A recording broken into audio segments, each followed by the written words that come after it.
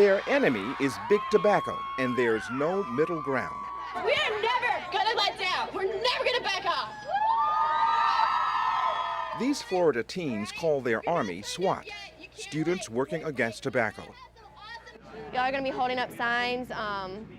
You need to get a stash shirt. Our message is that big tobacco is lying and manipulating our decisions, and we need to fix that. Brown & Williamson has agreed to meet with us to discuss their marketing tactics and how they can change them. What kind of magazines do you guys read? These teens are commanding attention by taking a page from tobacco's playbook, aimed at tobacco ads, which students say target teens. So they are clipping and sending back these ads to the manufacturer, marked rejected, rebuffed, returned. Everyone knows that tobacco is bad for them, but not everybody knows the way that they target us. Tim Giuliani is from St. Augustine. And that's what our campaign really says. It says the tobacco industry is manipulating and lying to us. And I was sent to the Teen Summit on Tobacco. Jennifer Jackson has been part of SWAT from the beginning. We can't just stand by passively as our friends and schoolmates are being targeted and dying, like, you know, leading to their death. We can't just stand by and let this happen. But these teen smokers who risk fines if they are caught in Florida are not buying SWAT's message.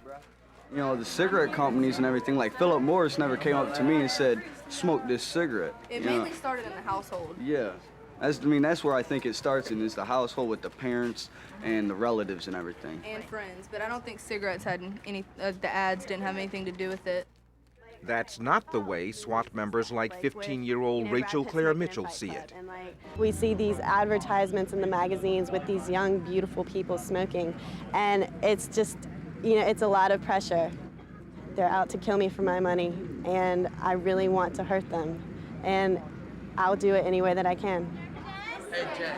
Which is the reason for the weekend showdown in Jacksonville. Teens from every county came to confront Corky Newton of the Brown & Williamson Tobacco Company.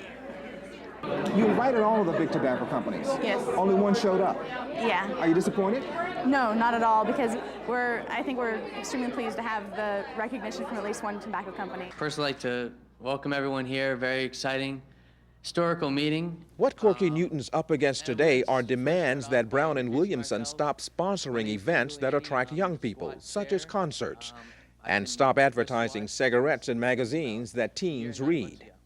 Then would you be willing to listen to us, teen advisory board of some sort, to review advertisements and marketing practices to tell you whether they target teens or not? I have a question real quick. Is there a right reason to smoke?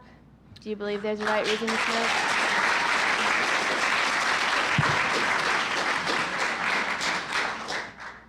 I took a risk by coming here today, that's for sure. When it was over, no minds were changed.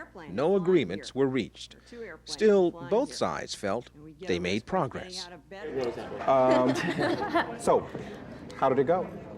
Well, I survived. I mean, seriously, I think it went well. There were some very thoughtful questions, and I think there was some good dialogue today. Do any of you really think that any tobacco company in America is going to adopt your guidelines? If they really want to do something for themselves as well as for our generation, then they will adopt the guidelines.